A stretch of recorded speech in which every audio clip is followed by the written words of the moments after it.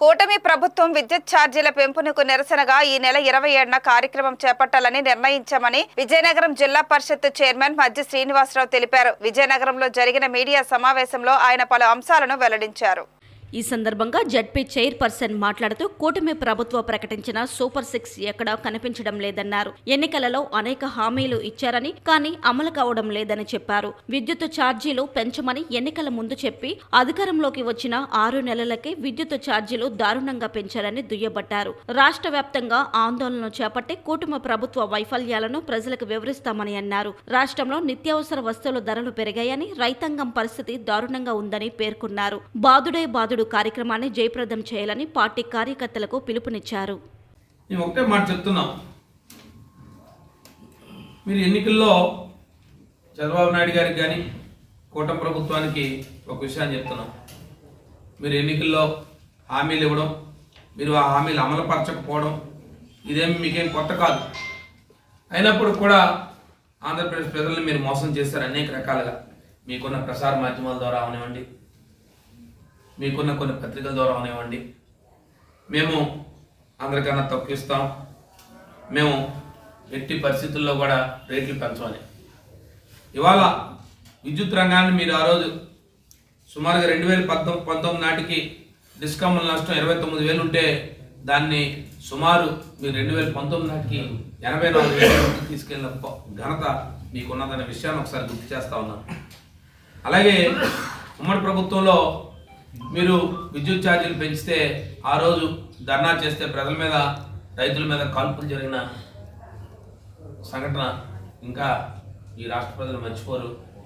ఆ విషయాన్ని కూడా మీకు ఒకసారి గుర్తు చేస్తా ఉన్నాం. ఈరోజు గత ప్రభుత్వంలో మేము అగ్రికల్చర్ పవర్ 9 hours పవర్ నిరంతరం ఇచ్చేవాళ్ళమి, నాణ్యమైన విద్యుత్ ఇచ్చేవాళ్ళమి. ఎక్కడా కూడా పవర్ కట్స్ అనేది లేకుండా 5 సంవత్సరాలు విద్యుత్ని నియంత్రిస్తూ ప్రజలకు ఎక్కడ ఇబ్బంది లేకుండా చేశాం. అన్నిటికంటే ఒక చాలా దురదృష్టకరమైన విషయం,